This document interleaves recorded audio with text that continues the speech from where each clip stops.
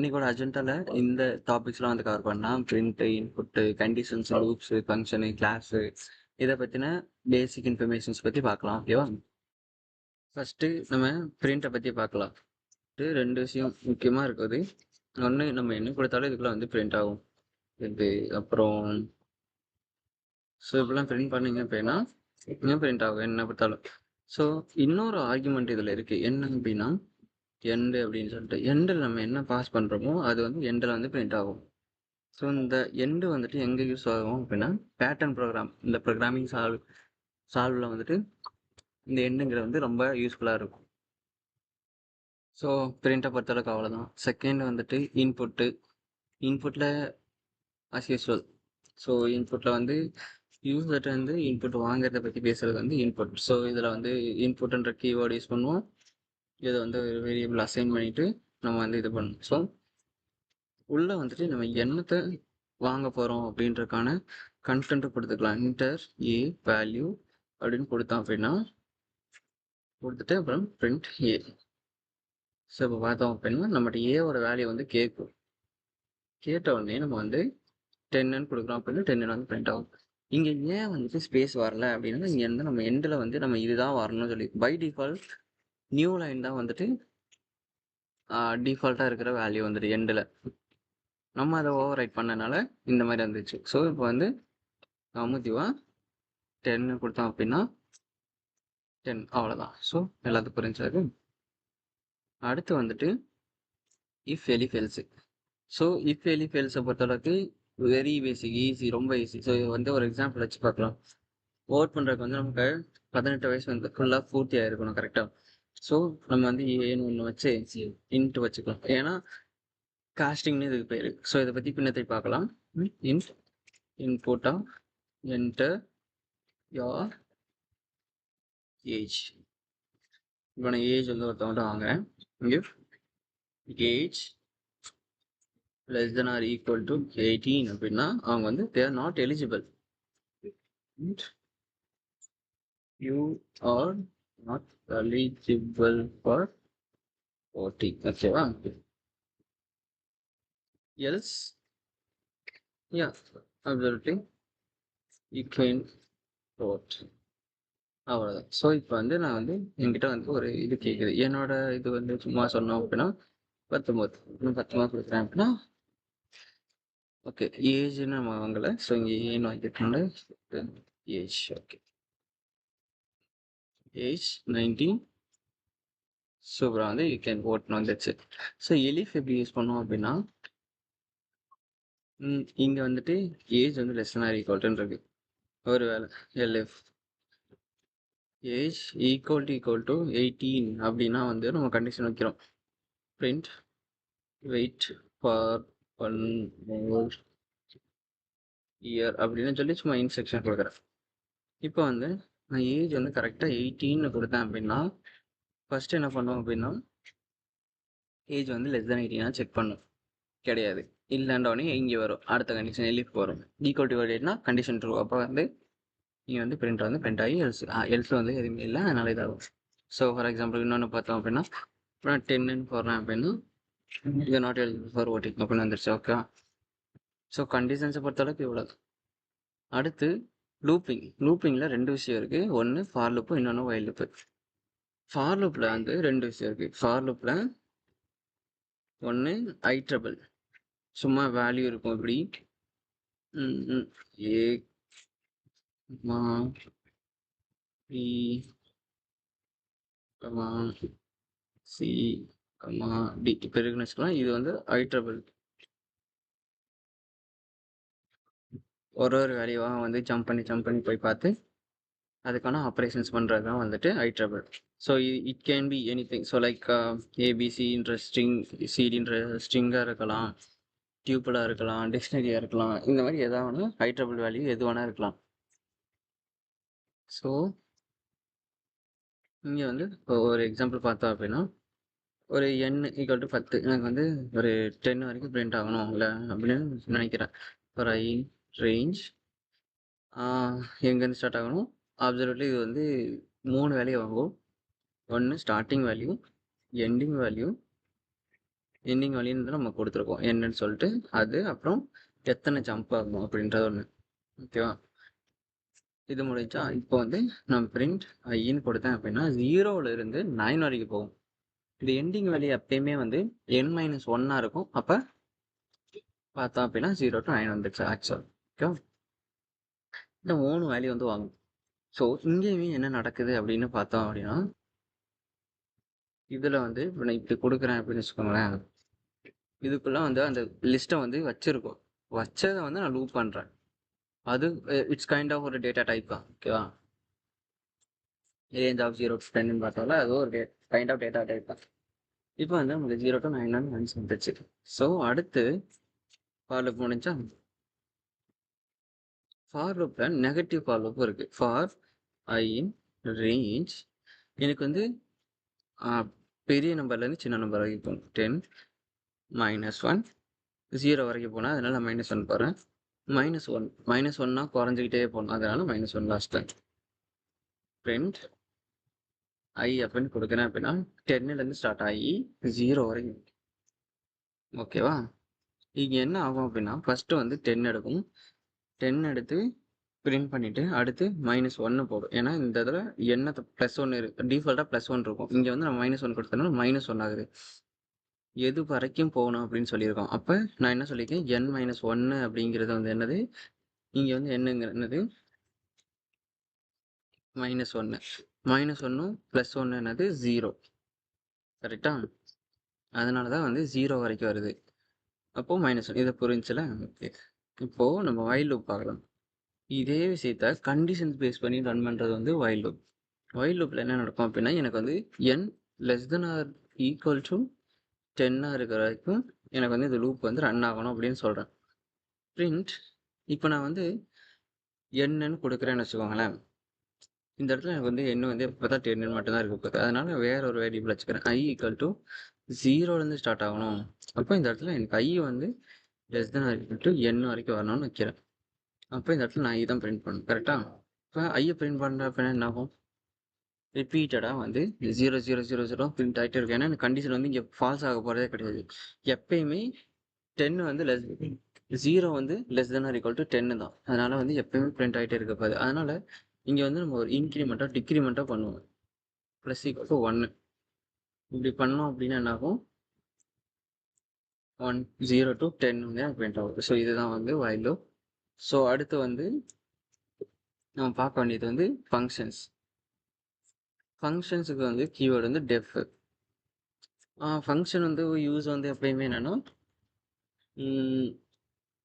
ஒரு ஃபங்க்ஷன் எழுதிட்டு நம்ம n நம்பர் ஆஃப் டைம் வந்து அதை ரிப்பீட்டடாக யூஸ் பண்ணிக்கலாம். அதுதான் அதோட மெயின் யூஸ் கேஸு. எனக்கு வந்து ஒரு சம்முன்னு சொல்லிட்டு ஒரு ஃபங்க்ஷன் எழுதுறேன்னு வச்சுக்கோங்களேன். எனக்கு வந்து 2 வேல்யூ கொடுத்தா எனக்கு வந்து எப்பயுமே சம் பண்ணி வந்துகிட்டே இருக்கணும். பிரிண்ட் 10, 15 சாரி இங்கே வந்து a + b அப்படின்னு இருக்குது. நான் இந்த ஃபங்க்ஷன் வந்து கால் பண்ணுறேன். கால் 10, 12 அதே மாதிரி கால் 3, 4 சும்மா நான் வந்து ஒரு ஃபங்க்ஷன் எழுதி வச்சுட்டு n number of time call பண்ணுறேன். இதுதான் இதோட பர்பஸ். அப்போ இங்கே என்ன நடக்குது, ஃபர்ஸ்ட் இதுக்கு வந்து ஓகே சாரி இங்கே ஃபங்க்ஷனோட நேம் வந்து சம், இங்கே கால் வந்து சொல்லுறேன். அப்போது சம் வரும் அப்படின்னா 20 to 7 இருந்துச்சு. அடுத்து கிளாஸில் வந்துட்டு ஈஸி. எப்போ வந்து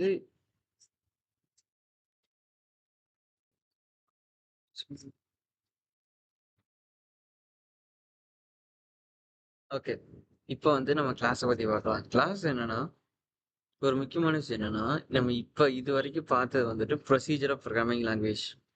எப்போ வந்து கிளாஸ் இங்கே வந்து இன்க்ளூட் ஆகுதோ அப்போ தான் வந்து ஒரு லாங்குவேஜ் வந்து ப்ரோக்ராமிங் லாங்குவேஜ் அப்படின்னு சொல்கிறாங்க. ஸோ கிளாஸில் வந்து 4 முக்கியமான டாபிக் என்னென்னா இன்ஹெரிடன்ஸ், பாலிமார்ஃபிசம், என்கேப்சுலேஷன், அப்ஸ்ட்ராக்ஷன். இன்ஹெரிடன்ஸோட தியரி என்ன அப்படின்னு நார்மலாக பார்த்தோம் அப்படின்னா ஒரு பேரண்ட் கிளாஸில் இருக்கிற எல்லா ஃபங்க்ஷன்ஸு, ஆட்ரிபியூட்ஸ் எல்லாத்தையுமே ஒரு சைல்டு கிளாஸ்னால ஆக்சஸ் பண்ண முடிஞ்சிச்சு அப்படின்னா அது வந்து இன்ஹெரிடன்ஸ். பாலிமார்ஃபிசம் அப்படிங்கிறது என்னென்னா சேம் ஃபங்க்ஷன் நேமு ஒரே கிளாஸ்க்குள்ளே இருக்கலாம், இல்லைன்னா பேரண்ட் கிளாஸ்லேருந்து ஓவர் ரைட் ஆகி வந்துருக்கலாம். ஸோ இதில் வந்து ரெண்டு முக்கியமான விஷயம்னா method overloading, method over riding.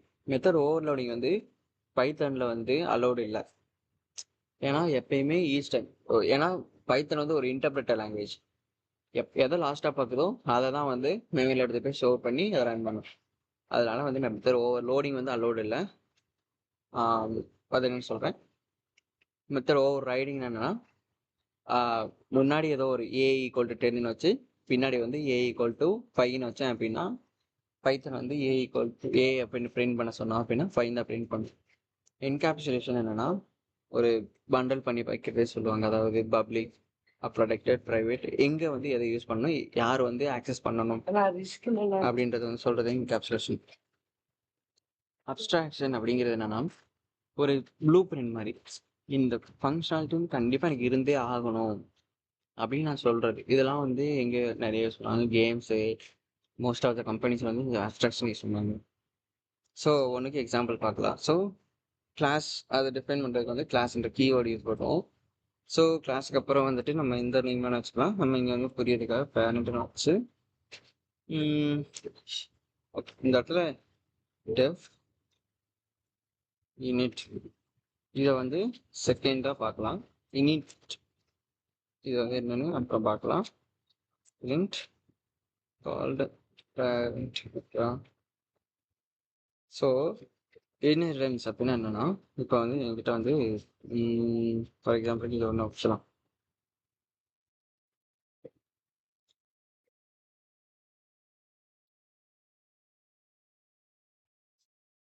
Parent name அப்படின்னு ஒன்று வாங்குறேன். Self dot name equal to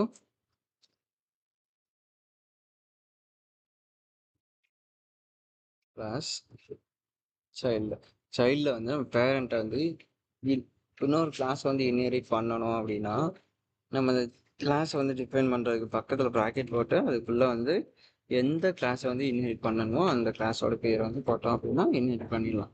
so செகண்டோடது unit of self இந்த யூனிட் இதெல்லாம் பற்றி நெக்ஸ்ட் வீடியோவில் பார்க்கலாம். print called child. இப்போது நான் வந்து ஒரு ப்ளூ பிரிண்ட் கிரியேட் பண்ணிட்டேன். இந்த ப்ளூ பிரிண்ட்டை வந்து நான் இம்ப்ளிமெண்ட் பண்ணணும் அப்படின்னா அதுக்கான ஆப்ஜெக்ட் ஒன்று செங்கல், இந்த மாதிரி சிமெண்ட் இது மாதிரிலாம் வேணும்ல ஒரு வீடு கட்டுறதுக்கு. அது மாதிரி இந்த கிளாஸ் எக்ஸிக்யூட் பண்ணுறதுக்கு எனக்கு வந்து ஆப்ஜெக்ட் வேணும். Object equal to child of அப்படின்னு வைக்கிறேன். சைல்டு வந்து எந்த ஒரு இது வாங்கலை. இப்போ நான் சும்மா இதை எக்ஸிக்யூட் பண்ணுறேன் அப்படின்னா என்ன நடக்கும் அப்படின்னா, இதை வந்து கால் பண்ணிடுச்சு. எனக்கு வந்து இது மட்டும்தான் எக்ஸிக்யூட் பண்ணிட்டே தவிர பேரண்ட் வந்து எனக்கு எந்த ஒரு ஆப்ரேஷனுமே பண்ணலை. கரெக்டாக? ஃபார் எக்ஸாம்பிளுக்கு இப்போ வந்து ஆப்ஜெக்ட் வச்சு நான் பேரண்ட்டை கால் பண்ண ட்ரை பண்ணுறேன். ஓகேவா? பேரண்ட் நேம் அப்படின்னு கால் பண்ணுறேன். அந்த நேம் வந்து பிரிண்ட் பண்ண ட்ரை பண்ணுறேன். பிரிண்ட். ஸோ இப்போ எனக்கு என்ன வருது? எதுவுமே வரல. Child object has no attribute parent name. Parent நேம்னு ஒன்று இல்லவே இல்லைன்னு வருது. ஏன்னா நம்ம பேரண்ட் ஒன்றையும் கால் பண்ணவே இல்லை. Super of dot init of something ABC அப்படின்னு நான் கால் பண்ணுறேன்னு வச்சுக்கலாம். இப்போ வந்து எனக்கு வந்து பேரண்டோட நேம் வந்து வந்துடுது. இங்கே பார்த்தீங்களா? கால்டு ஃபஸ்ட்டு வந்து நம்ம பேரண்ட்டை கால் பண்ணியிருக்கேன். பேரண்ட்டை கால் பண்ணிவிட்டு அதுக்கப்புறம் எனக்கு வந்து சைல்டு வந்து கால் ஆகி அதுக்கப்புறம் இது கால் ஆகிருக்கு. அந்த பேரண்ட்டோட நேம் வந்து பிரிண்ட் பண்ணியிருக்கோம்.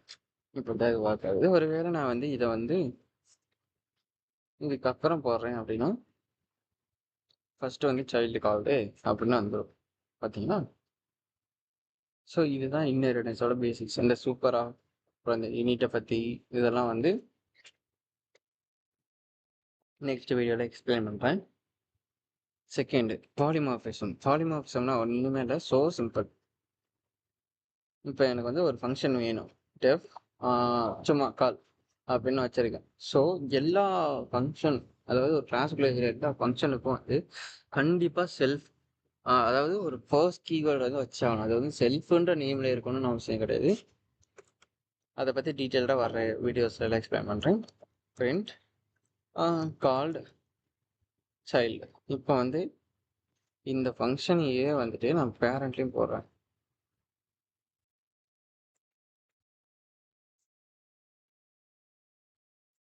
இப்போ வந்து இந்த ஃபங்க்ஷனை வந்து நான் கமெண்ட் பண்ணிட்டு சொல்கிறேன் பாருங்களேன். இப்போ வந்து இதை இக்னோர் பண்ணிடலாம். Print sorry object dot call of அப்படின்னு கூப்பிட்றேன் அப்படின்னா இங்கே வந்து கால் பேரண்ட் அகேன் 2 டைம் வந்துருக்கும். From function. ஓகேவா? சூப்பராக இருந்துச்சா? இப்போ இதே இதை வந்துட்டு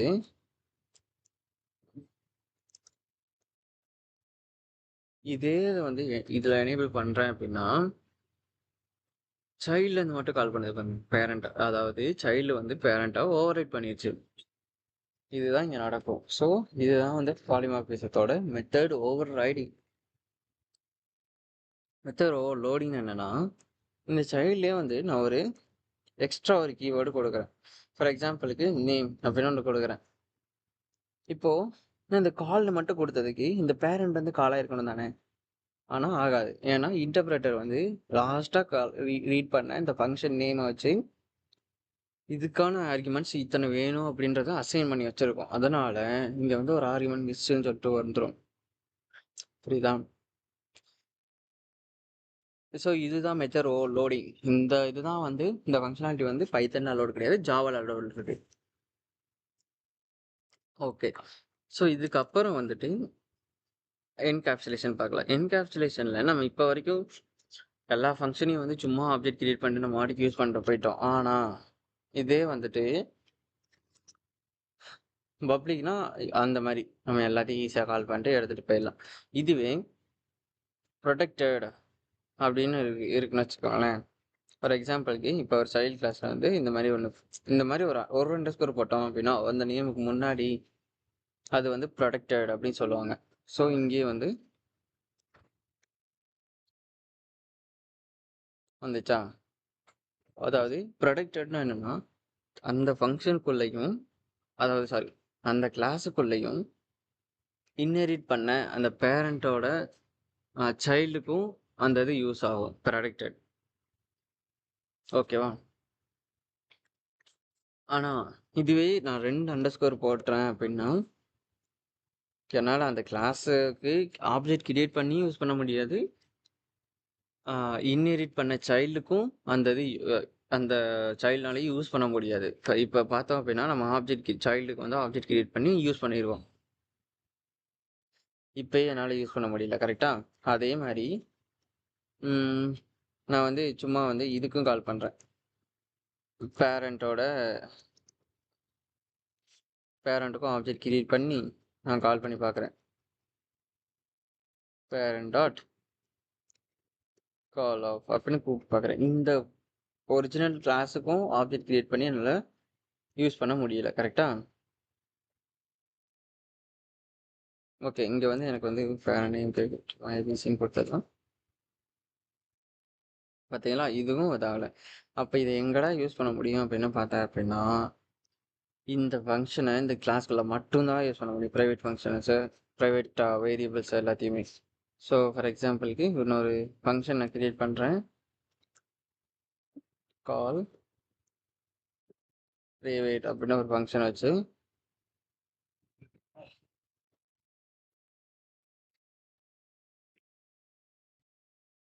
இப்போ என்னால் சைல்டில் வச்சு யூஸ் பண்ண முடியும், இதை வச்சு யூஸ் பண்ண முடியும். ஸோ நான் ஆப்ஜெக்ட் சைல்டில் வச்சு யூஸ் பண்ணுறேன். ஓகேவா?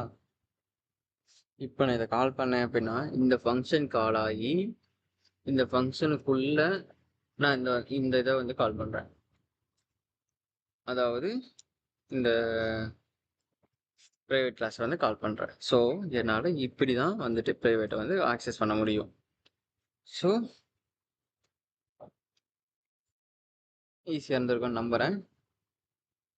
ஸோ 3 விஷயம்: பப்ளிக், ப்ரொடெக்டட், அப்புறம் வந்து ப்ரைவேட். இந்த ப்ரொடெக்டட் என்னன்னா திருப்பி ஒரு தடவை சொல்லணும் அப்படின்னா அந்த ஓன் கிளாஸை இன்ஹெரிட் பண்ண சைல்ட் கிளாஸ் இதனால் மட்டும்தான் யூஸ் பண்ண முடியும். வேறு எக்ஸஸாக இருக்கிற எந்த ஒரு கிளாஸ்னாலையும் யூஸ் பண்ண முடியாது. ஸோ இட் மோராலெஸ் வந்துட்டு பப்ளிக் மாதிரி தான் இருக்கும். ஸோ அதை வந்து இக்னோர் பண்ணிக்கலாம். ஆனால் இங்கே ஒரு ட்ரிக் என்னென்னா நேம் ஹேங்கிங் அப்படின்னு ஒரு கான்செப்ட் இருக்குது. இப்போ சைல்டு தான் நான் வச்சுருக்கேன். டைரக்டா வந்து என்னால வந்து அந்த இதையே யூஸ் பண்ண முடியும். பேரண்ட் அப்படின்றதான அதோட class name. Parent underscore underscore call. இப்போ நான் இப்படி கூப்பிட்டேன் அப்படின்னா வந்து இது எனக்கு டைரக்டா அக்சஸ் பண்ண முடியும். இதுதான் இந்த கான்செப்ட் பேர் தான் வந்து நேம் ஆங்கிலிங். தெரியுதா? இங்கே கால் ஆயிடுச்சு பாருங்க. Called parent from private function. தெரியுதா? இதுதான் வந்துட்டு நேம் ஆங்கிலிங் அப்படின்னு சொல்லலாம். ஓகே. ஸோ இன்னைக்கு கிளாஸில் வந்து அப்ஸ்ட்ராக்ஷன் வந்து லாஸ்ட் ஒன்று இருக்குது. அப்ஸ்ட்ராக்ஷன் வந்துட்டு நான் ஈஸி. ஸோ இந்த அப்ஸ்ட்ராக்ஷன் வந்து பைத்தனில் வந்து டைரெக்டாக அப்ஸ்ட்ராக்ட்ன்ற கீவேர்டு கிடையாது, ஜாவாவில் இருக்கிற மாதிரி. ஸோ இதுக்கு வந்து நம்ம வந்து ஒரு மாடியூல் வந்து இம்போர்ட் பண்ணோம். ஏபிசி அப்புறம் வந்து அப்ஸ்ட்ராக்ட் மெத்தட் அப்படின்ற ஒரு ரெண்டு, இது வந்து ஃபங்க்ஷன், இது வந்து ஒரு கிளாஸ். ஓகேவா? இது ரெண்டும் வந்து இது பண்ணணும். இனி பண்ணிட்டு எந்த கிளாஸ்க்கு வந்து நான் இதை பாஸ் பண்ண போகிறேன், இந்த இந்த கிளாஸ்க்கு வந்து நான் வந்து ஏபிசி அப்படின்றத வந்து இன்ஹெரிட் பண்ணிட்டு எந்த ஃபங்க்ஷனை வந்து எனக்கு வந்து கண்டிப்பாக இருந்து ஆகணும். Move up. ஒரு கேமில் வந்து இப்படி ஒன்று இருக்குன்னு வச்சுக்கலாம். எந்த ஒரு இது தேவையில்ல. அதாவது அடுத்து எழுதுகிற கிளாஸ் கேம் அப்படின்னு ஒரு இது இருக்குன்னு வச்சுக்கோங்களேன். இப்போ நீங்கள் வந்து இந்த அப்ஸ்ட்ராக்ட் அப்படின்றத வந்து எழுதுறீங்க. எழுதுகிறப்போ டெஃப் என்ன பண்ணணும், கண்டிப்பாக வந்து சும்மா மூணு மட்டும் எழுதி வச்சுருக்கேன்னு வச்சுக்கலாம்.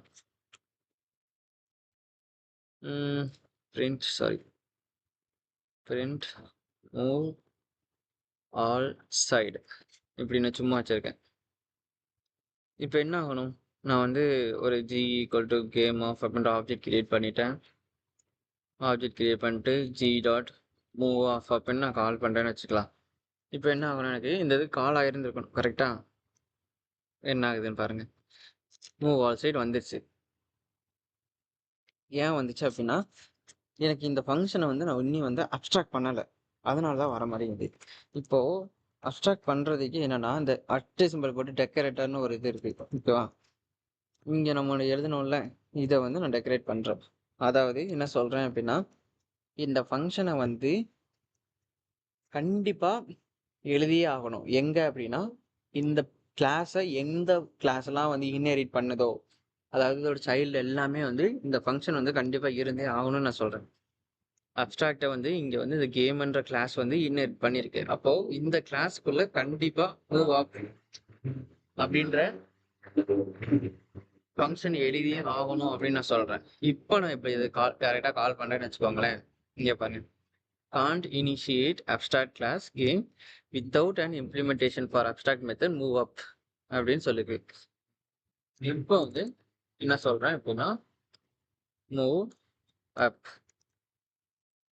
self print move up அப்படின்னு நான் சொல்கிறேன். இப்போ வந்து நான் எழுதுறேன்னு வச்சுக்கோங்களேன். இது அப்படியே இருக்கட்டுமே, வந்துச்சு பார்த்தீங்களா? ஸோ நீ அதை யூஸ் பண்ணணும்னு கிடையாது, ஆனால் அந்த ஃபங்க்ஷனாலிட்டியை இம்ப்ளிமெண்ட் பண்ணியே ஆகணும் அப்படின்னு சொல்கிறது தான் வந்துட்டு அப்ஸ்ட்ராக்ட் மெத்தட், அப்ஸ்ட்ராக்ட் கிளாஸ். ஓகேவா? இதெல்லாம் புரிஞ்சா? ஸோ இன்னைக்கு வீடியோவில் நம்ம இதெல்லாம் கவர் பண்ணியிருக்கோம். ஸோ இதில் வந்து சில புது புது வேர்டிங்ஸ்லாம் இருந்துச்சு. நம்ம அதை வந்து நெக்ஸ்ட் வீடியோவில் பார்க்கலாம். நெக்ஸ்ட் வீடியோ என்னென்ன இருக்குது அப்படின்னா, ஃபஸ்ட்டு இந்த யூனிட் அப்படின்ற விஷயம், இந்த செல்ஃப் அப்படின்றது, தேர்டு வந்துட்டு என்ன இருந்துச்சு, சூப்பர் ஆஃப். இதை வந்து ரெண்டு விதமாக கால் பண்ணலாம். சூப்பர் ஆஃப் இல்லைன்னா பேரண்ட் டாட் யூனிட் ஆஃப் அப்படின்னு சொல்லி இந்த ரெண்டு விதமாக பண்ணலாம். ஃபோர்த்து வந்துட்டு வேறு என்ன இருந்துச்சு, இந்த டெக்கரேட்டர். அடுத்து வேறு என்ன இருந்துச்சு, அப்புறம் டெக்கரேட்டர். சூப்பர், அவ்வளோதான். ஸோ இதுக்கப்புறம் வந்து எக்ஸ்ட்ரா வந்து நம்ம வந்து நெக்ஸ்ட்டு வந்து பேசிக்